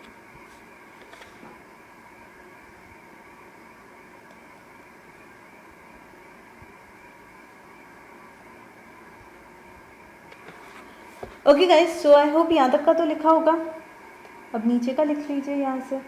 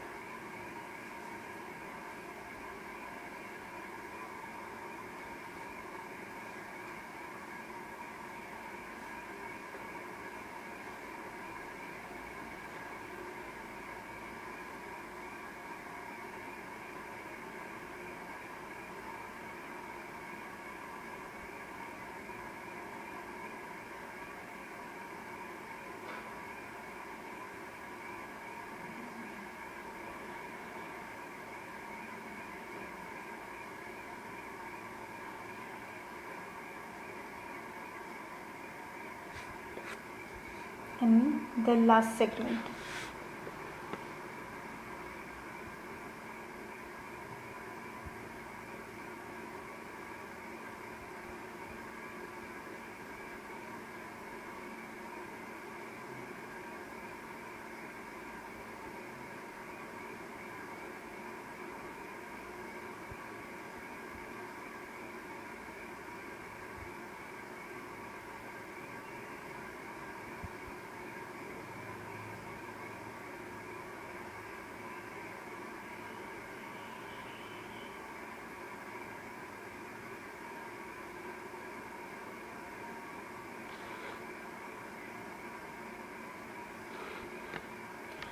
ओके, आई नो आप में से कुछ लोग बोलेंगे कि अभी तक ये बाकी है, वो बाकी है. So if this anything left guys, you can go through back a little, see it once more. कुछ भी अगर पेंडिंग है तो उसे लिख कर कंप्लीट कर लीजिए. Now by end of this thing आपका जो मेजर थियोरी पोर्शन है ना इस चैप्टर का, वो हो गया. Okay, so majority of the theory part has already been covered. Now what is left is, हमारे पीपीटी में हमें कुछ प्रैक्टिकल एग्जाम्पल्स जो देखने हैं, ऑब्वियसली वो वाला पार्ट रहा है. And we are also left with a little portion of your final accounts theory and final accounts practical question.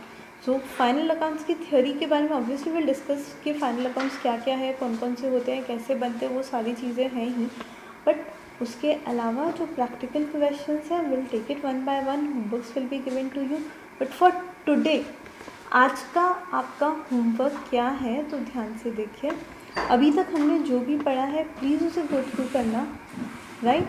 वापस से करो ये सारी चीज़ें. एंड उसके अलावा you should also go through the book part. आपकी बुक में जो इनिशियल पेजेस हैं टिल द एग्जाम्पल्स कम, वहाँ तक का देख लीजिए, क्योंकि एग्जाम्पल पहले हम ये कर लेंगे, then you do the books example. ठीक है.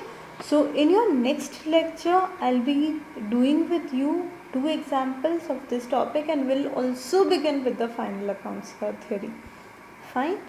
The size of the lecture is your classroom lecture timing. ये वाला इंटेंशनली लेक्चर, क्योंकि टीचिंग पॉइंट ऑफ व्यू से this is your first lecture apart from the basics of accountancy one. So because this is the first thing that we are doing for the teaching point of view, इसलिए थोड़ा सा छोटा है. Your rest lectures will be of your 2 hours duration only. तो हम उतना लेंगे. यहाँ तक अच्छे से पढ़ लीजिए, ख़त्म कर लीजिए. I'll see you all in the next video. So keep studying till then and stay safe. Okay guys, thank you.